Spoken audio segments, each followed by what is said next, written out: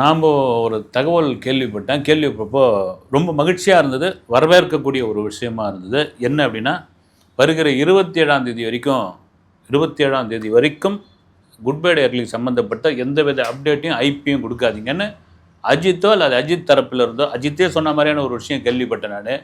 அப்படி ஒரு விஷயம் அப்படின்னா ஒரு மனசார வரவேற்கக்கூடிய ஒரு விஷயம். இண்டஸ்ட்ரி சூப்பராக இருக்குது, ஒற்றுமையாக இருக்குது அப்படின்ற ஒரு ஒரு ஒரு சந்தோஷமான ஒரு விஷயம். காரணம் என்னென்னா, 27ஆம் தேதி வீரதீர சூரன் ரிலீஸ் ஆக போகுது. அந்த படத்துக்காக நம்ம படத்தை குட் பை டே கொஞ்சம் அப்படியே ஆரம்பிடுங்க, ரொம்ப ஐப்லாம் கொடுக்க வேணாம், அப்டேட்லாம் கொடுக்க வேணாம், நிறுத்தி வைங்கன்னு அஜித் சொன்னதாக ஒரு தகவல். அதுக்கு ஒரு காரணம் என்னென்னா விக்ரம். பொதுவாகவே அஜித்துக்கு இந்த ரொம்ப கையை ஊனி கரணம் போட்டு போராடி இந்த இண்டஸ்ட்ரியில் வந்தவங்களை வந்து ரொம்ப ரொம்ப பிடிக்கும். அதில் விக்ரம் ஒருத்தர். விக்ரமுடைய இந்த இடத்த தொடுறதுக்கான சம்பவங்கள்லாம் உங்களுக்கு தெரிஞ்சிருக்கும்.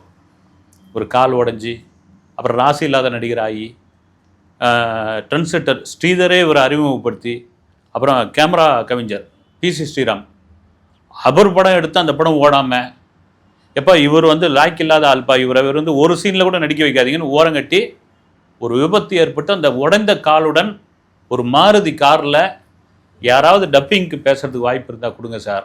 எனக்கு தெரிஞ்ச கோடம்பாக்கத்தில் லிபர்ட்டியில் அடிக்கடி ரங்கராஜபுரத்தில் அவருடைய வண்டி நின்றுக்கிட்டு இருக்கும். அவருடைய மேனேஜரை மறைந்த கிரி அவர் நிறைய விஷயங்கள்லாம் கூட சொல்லியிருக்காரு. அப்படி ஒருத்தர் போராடி போராடி போராடி இப்போ பாருங்கள், சினிமா வாய்ப்பே இல்லை, ஒரு டப்பிங்கில் போய் பேசினா என்ன கிடைக்கும்? ஒரு கதாநாயகனா ஒரு 3 படம் பண்ணியாச்சு, ஒரு கட்டத்தில் வெறுத்து போயிடும், போயா சினிமாவதுன்னு. இப்போ வீட்டில் இருக்கிறவங்களாம் என்ன சொல்லுவாங்க, எப்போ வேறு ஏதாவது தொழிலை பார்ப்பா, வேணாம்பா, சினிமா உனக்கு வரல, அது கைக்கூடி வரல, சில விஷயங்கள்லாம் சொல்லுவாங்கள்ல ஊரில். இப்போ இந்த தொழில் உனக்கு கைக்கூடி வரல, வேறு தொழில் பண்ணு, இல்லைன்னா எங்கே போய் கடையில் வேலை பாரு, இல்லை கம்பெனியில் வேலை பாரு, இல்லை மெட்ராஸ் கிளம்பி போ, இப்படி சொல்லுவாங்க. அப்படி கண்டிப்பாக சொல்லியிருப்பாங்க. அதையும் தாண்டி ஒருத்தர் சினிமா மேலே எவ்வளோ லவ் பண்ண ஒரு விஷயம், அந்த லவ்வோடைய வெளிப்பாடு, சினிமா நான் உன்னை விடமாட்டேன் அப்படின்னு சொல்லி ஒரு கட்டத்தில் சேது படத்திற்கு பிறகு பூம்னு இன்றைக்கி தங்கலானை தாண்டி வீரதீரன் சூரன் வரைக்கும் அப்படி நிற்கிறாப்புலன்னா, அப்படி போராடி வந்த இடத்தில் களத்தில் நம்மளை மாதிரி தான், நம்மளை கண்ணாடியில் பார்க்குற மாதிரி தான் இருக்குதுன்னு அஜித் கண்டிப்பாக நினச்சிருப்பார். அப்படி ஒரு விஷயம் நடந்திருந்தால் வரவேற்கக்கூடிய ஒரு விஷயம். காரணம் என்னென்னா, இந்த இண்டஸ்ட்ரியில் ஒரு ஹீரோவுடைய படம் இந்த வாரம் ரிலீஸ் ஆகுது அப்படின்னா, அந்த படம் தோல்வி அப்படின்னு ஒரு ரிசல்ட் வந்தவொடனே அன்றைக்கி நைட்டே பார்ட்டி வச்சு கொண்டாடுற ஒரு உலகம் இது. ரொம்ப மோசமான ஒரு உலகம். இந்த இடத்துல இப்படியாப்பட்ட ஒரு மனசு சூப்பரான ஒரு விஷயம். அதே சமயத்தில் குட் பை டே பற்றியும் வீரதீர சூரனை பற்றியும் நான் சொல்கிற ஒரு விஷயம்னா, good bye day already talking portion எல்லாம் முடிஞ்சிச்சு, கம்ப்ளீட் ஆகிடுச்சு அப்படின்னு அந்த டபுள் பாசிட்டிவ்னு வாங்க இல்லைங்களா, அது கூட யாரு கூட முடிஞ்சிட்ருக்கோம். படமே ஓவர்.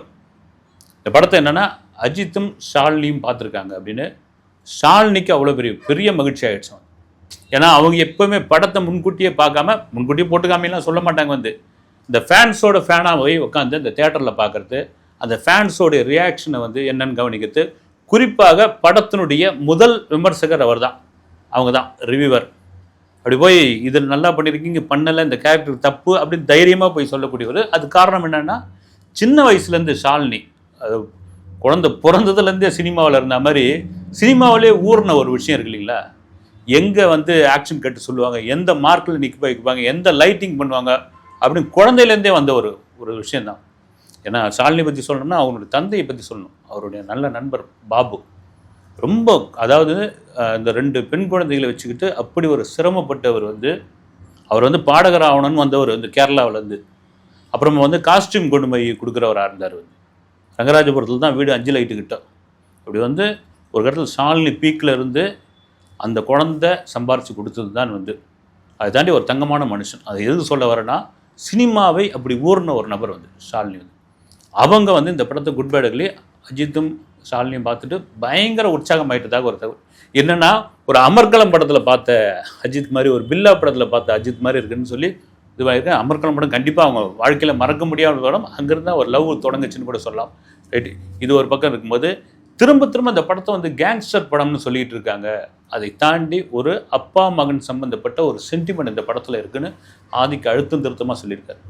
ஏன்னா திரும்ப ஏன்னா அஜித்தை தவிர மீது யாரையுமே அதில் ரிவீல் பண்ணவே இல்லை. வந்த அப்டேட்டில் எங்கே திரும்பினாலும் அஜித்தாக தான் இருக்குது. ஏகே அப்படின்னு கத்துற மாதிரி தான் இருக்குது. அதை தாண்டி கார்த்திகேயன் அப்படின்ற ஒரு, அதாவது இதுவில் சலார் படத்தில் நடித்தாப்புல சின்ன வயசு பிருத்திவிராஜா, அவர் தான் பையனாக நடிச்சார். ஒரு அப்பா பையனுக்கான ஒரு சென்டிமெண்ட் இருக்குல்ல, அது இந்த படத்தில் செமையாக ஒர்க் அவுட் ஆகிருக்கு. நீங்கள் மார்க்கெட்டிலே பார்க்கலாம். வந்து அப்பா விஷால், பையன் விஷால், அந்த சென்டிமெண்ட்டை சூப்பராக பண்ணியிருப்பாப்புல அந்த மார்க்கண்டியுடைய வெற்றிக்கு அதுவும் ஒரு காரணம். அப்படி ஒரு விஷயம் இந்த படத்தில் இருக்குது அப்படின்னு. இதெல்லாம் தாண்டி எப்போ அந்த படத்துக்கு இவ்வளோ ஐப் கொடுக்குறீங்க, அந்த ஐப்பை குறைச்சிங்கப்பான்னு நமக்கு கீழே கமெண்ட்ஸ்லேயே வந்து சொல்ல ஆரம்பித்தாங்க. நான் மட்டும் இல்லைங்க, அந்த படக்குழுவே ஐப் கொடுத்துக்கிட்டு இருக்கு. காரணம் என்னென்னா கண்டென்ட் தான். இதெல்லாம் மீறி இந்த படத்துக்கு வந்து ஒரு பெரிய விலை கொடுத்து தமிழ்நாடு தியேட்டர்கள் 72 கோடிக்கு வாங்கியிருக்காங்க அப்படின்னு. இது பயங்கர ரிஸ்க் ஆச்சு அப்படின்லாம் சில சினிமா ட்ரேடர்ஸ் வந்து பேசிக்கிறாங்க. அது ரோமியோ பிக்சர்ஸாக வாங்கியிருக்காங்க. அவங்களே வாங்கி நேரடியாக ஒவ்வொரு தேட்டரும் அவரே கொடுக்குறாரு வந்து. அது எம்ஜி அடிப்படையில். இது சாத்தியமா, இது பயங்கரமான ரிஸ்க் ஆச்சு அப்படின்னு சொல்லும்பொழுது வேற அவரும் படம் பார்த்துட்டு இருப்பாருன்னு தான் நினைக்கிறேன். அதையெல்லாம் தாண்டி இந்த கண்டென்ட் அப்படி வந்திருக்குது. பழைய பன்னீர்செல்வமா அஜித் வந்து நிற்க போகிறார் அப்படின்ற ஒரு விஷயம். இதெல்லாம் மீறி வீரதீரன் சூரனுக்காக 27ஆம் தேதி அந்த படம் வருது. இதுக்கு ஏன் நீங்கள் போய் வந்து அப்டேட்டை நிறுத்தணும், ஐப்போ வந்து நிறுத்தணும், அந்த படம் ஓட்டணும்னு சொல்கிறதுக்கு ஒன்று இன்னொரு காரணம் என்னென்னா, இந்த பொங்கலுக்கு வர வேண்டிய படங்க வீரதீர சூரன் படம் கம்ப்ளீட் ஆகிடுச்சு. இந்த பொங்கலுக்கு வர வேண்டியது. அந்த பொங்கலுக்கு இதுதான் நம்ம குட் பேட் அக்லி முதல்ல அறிவிச்சாங்க இல்லைங்களா, பொங்கல் வெளியீடுன்னு. அதனால் நாங்கள் அடுத்து தள்ளி பிப்ரவரிக்கு வந்துக்கிறோம் அப்படின்னு சொன்னாங்க. அப்புறம் விடாமுயற்சி வரப்போதுனாங்க. அப்புறம் விடாமுயற்சியும் வரல, பொங்கலுக்கு எதுவுமே வராமல் விடாமுயற்சி பிப்ரவரிக்கு வந்தப்போ மறுபடியும் வீரதீர சூரன் தள்ளி போச்சு. தள்ளி போன பிறகு எங்களுக்கு ஏதோ ஒரு டேட் வந்து தான் ஆகணும் அப்படின்ற ஒரு இது. ஓகே 27 ஃபிக்ஸ் பண்ணிக்கலாம், அதுக்கு அடுத்து தான் நாங்கள் வரோம் அப்படின்ற பொழுது 27 இந்த விட்டு கொடுத்தது இருக்கு இல்லைங்களா, அது அஜித் வந்து ஒரு கட்டத்தில் நெகிழ்ந்து போயிட்டார் அப்படின்னு. வீரதீர சூரனும் பார்த்தீங்கன்னா ஒரு பெரிய ஐப் அந்த படத்தில் இல்லை, ஒரு கணத்தில் போட்ட கல் மாதிரி இருக்குதுன்றாங்க. அப்புறம் நேற்று கூட இதுவும் நடந்தது, முந்தின நாள் கூட அந்த படத்தினுடைய ஆடியோ லான்ச்சு, டீசர் வெளியீட்டு விழா. குறிப்பாக வந்து அந்த ட்ரெய்லர் வந்து ஒரு 1.5 நிமிஷம் ட்ரெய்லர் ஏன் கட் பண்ணாங்கன்னு தெரியல. ஒரு ட்ரெய்லரை வந்து இன்னும் பெருசாக கட் பண்ணியிருக்கலாமே அப்படின்னு நிறைய பேர் பாராட்டியிருந்தாங்க. எனக்கு என்னன்னா இன்னும் கூட ட்ரெய்லர் வந்து இதுவாக கொடுத்துருக்கலாமே அப்படின்னு. ஒரு சமயம் அருண்குமார் இந்த ட்ரெய்லர்லேயே எந்த எதிர்பார்ப்பு கொண்டு வரக்கூடாதுன்னு நினச்சிருக்காரு. அந்த இவ்வளோதான் ட்ரெய்லர்லையா அப்படின்னு. ஏன்னா ஒரே நைட்டில் நடக்கிற கதை, ஒரு கேங்ஸ்டர் கதை, ஒருத்தனை ஏதோ ஒரு திருவிழா காலத்தில் முடிக்கணுன்றாங்க, அவனை கை வைக்க முடியாது பொழுது காலைன்னு ஒரு நபரை, அவ்வளோதான் இது வரைக்கும் தெரியுது. இந்த படமே ஒரு ½ இயர்லேருந்து தான் ஆரம்பிக்குன்னு நினைக்கிறேன்.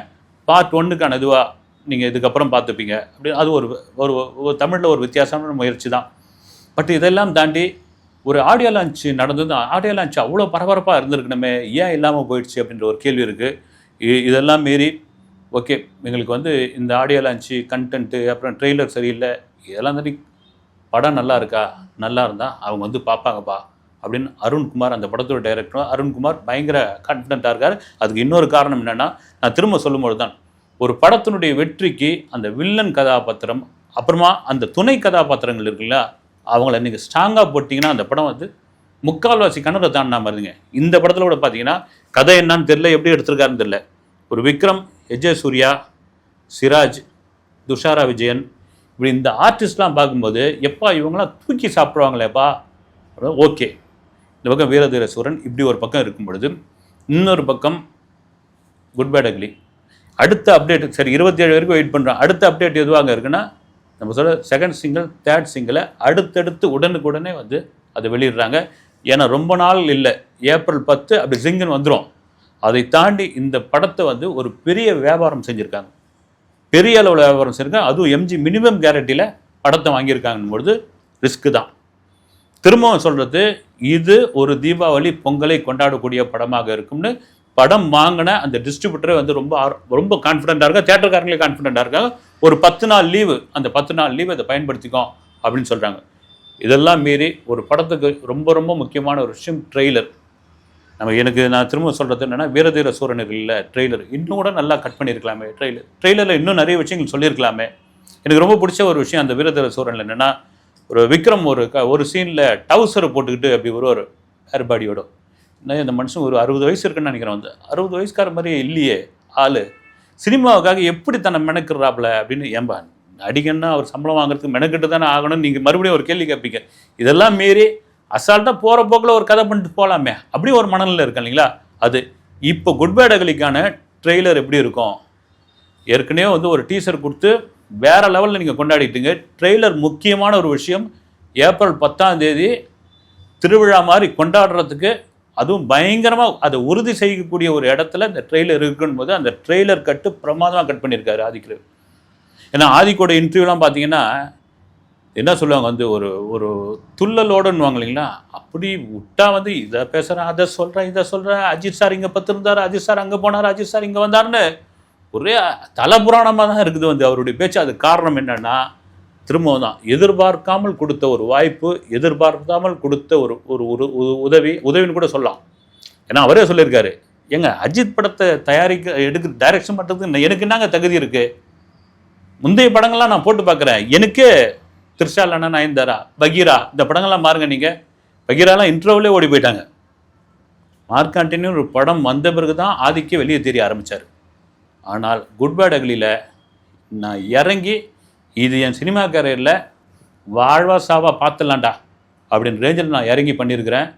அது என் நம்பிக்கையை கை கொடுத்தே தரும். அதை தாண்டி என் மீது நம்பிக்கை வைத்த அஜித்துடைய நம்பிக்கை எந்த விதத்தில் நான் பொய்யாக்க மாட்டேன் அப்படின்னு ஒரு ஃபேன் பாயாக சொல்லியிருக்கேன். அதே சமயத்தில் இந்த வீரதீரசுரன் படத்தினுடைய டைரக்டர் அருண்குமாரோட இன்டர்வியூ கூட எனக்கு ரொம்ப ஒரு பெரிய ஆச்சரியமாக இருந்தது. என்னென்னா நான் வந்து விக்ரமுக்கு போய் கதை சொல்ல போனேன், 20 நிமிஷம் தான் கதை கேட்டேன், அதுக்கப்புறம் அப்படியே நிறுத்திட்டு நீங்கள் மீதி கதையை வந்து பவுண்டர் ஸ்கிரிப்டாக கொடுங்க, எழுதின்னு வந்துடுங்க அப்படின்னு சொன்னார். அதன் பிறகு என்னென்னா அவருடைய படத்தை அருண்குமார் படத்தை ஊரேன்னா சினிமா இண்டஸ்ட்ரி அந்த சித்தாவை வந்து ஆஹா ஓஹோன்னு கொண்டாடிக்கிட்டாங்க. ஆனால் விக்ரம் பார்க்கலையாம். சார் நீங்கள் அந்த படத்தை தயவுசெய்து பார்த்துருங்க அப்படின்னு சொன்ன பிறகு இந்த கதை சொன்ன பிறகு தான் அவரே போய் பார்த்துருக்காருன்னு சொல்கிறாப்புல. ஓகே, இப்படிலாம் இருக்கும்பொழுது அந்த படமும் ஒரு பெரிய எதிர்பார்ப்புக்குள்ளே இருக்குது. அந்த படம் பார்த்திங்கன்னா ப்ரொமோஷனில் ரொம்ப வீக்காக இருக்குது, என்னன்னு தெரியல. ஓகே, 27ஆம் தேதி அது ஒரு பக்கம். அந்த படத்துக்கு ஒரு பெரிய உதவியை செய்திருக்கிற ஏப்ரல் 10ஆம் தேதி வரக்கூடிய குட் பேட் அக்லியும் ஒரு பெரிய ஒரு மாசை காட்டும்னு எதிர்பார்ப்பில் இருக்குது. இதே சமயத்தில் ஒரு சின்ன கொசுறு செய்ய ஒரு விஷயம் சொல்லி தான் ஆகணும். என்னென்னா ஜனநாயகன் படப்பிடிப்பை நிறுத்திவிட்டாங்க, அந்த ஜூனியர் ஆர்டிஸ்ட்டுக்கும் டெக்னீஷியனுக்கும் பேட்டாவும் சம்பளமும் கொடுக்கல அப்படின்ற மாதிரி ஒரு தகவல் திடீர்னு பரவச்சு அது சம்மந்தமான சோர்ஸில் விசாரித்தப்போ ஒருத்தர் வந்து எங்கள் கேவிஎன் ப்ரொடக்ஷனு விஜயோட கடைசி படம், அந்த கடைசி படம் எப்படி இருக்கும், கடைசி படத்துக்கு டேபிள் ப்ராஃபிட்னு ஒன்று இருக்கு இல்லைங்களா, அதை வாங்கிக்கணும்னு சொன்னாலே போதுங்க, அந்த ப்ரொடக்ஷன் செலவே அதில் சரியாக போயிடும். ஏங்க போய் ஜூனியர் ஆர்டிஸ்ட்டுக்கு போய் நாங்கள் வந்து பாக்கி வைக்க போகிறோம். அதனால் எங்கள் படம் கம்ப்ளீட்டாக முடிஞ்சிச்சு, டாக்கி போர்ஷன்லாம் முடிஞ்சு. ஏன்னா அந்த படத்தையே வந்து செட்டுக்குள்ளே தாங்க எடுத்தாங்க, ஸ்டுடியோக்குள்ளேயே, அவுட்டோர்லேயே எடுக்கவே இல்லை. அந்த படத்தை முடிச்சாச்சு. விஜய் அவருடைய மக்களை சந்திக்கிற சுற்றுப்பயணத்துக்கு ரெடி ஆகிட்டு இருக்காரு. இந்த 28ஆம் தேதி பொதுக்குழு முடிஞ்சு பொதுக்குழு வச்சு தான் முடிவு பண்ணுவாங்கன்னு நினைக்கிறேன். விஜயோடைய சுற்றுப்பயணம், அந்த சுற்றுப்பயணத்துக்கு எப்படி அனுமதி கிடைக்கும், அதுக்கான பாதுகாப்புக்கு அந்த ஒய் பிரிவு எப்படி வராங்க, அவர் எங்கெங்கெல்லாம் போய் சுற்றுப்பயணத்தை ஆரம்பிக்க போகிறாரு. ஏன்னா ஆரம்பத்தில் கோயம்புத்தூரில் ஆரம்பித்து திருநெல்வேலியில் முடித்து மறுபடியும் ஒரு செட்டு திருநெல்வேலியிலேருந்து சென்னைக்கு வர போகிறதெல்லாம் இருந்தது. அதெல்லாம் ஒரு டிசைன் பண்ண போகிறாங்க. அதனால் ஜனநாயகன் படத்தினுடைய படப்பிடிப்பு முடிஞ்சு போச்சு. போஸ்ட் ப்ரொடக்ஷன் வேலையை வினோத் ஆரம்பிச்சிட்டாரு அப்படின்ற ஒரு விஷயம் அடுத்த வீடியோவில் சந்திக்கிறேன். நன்றி.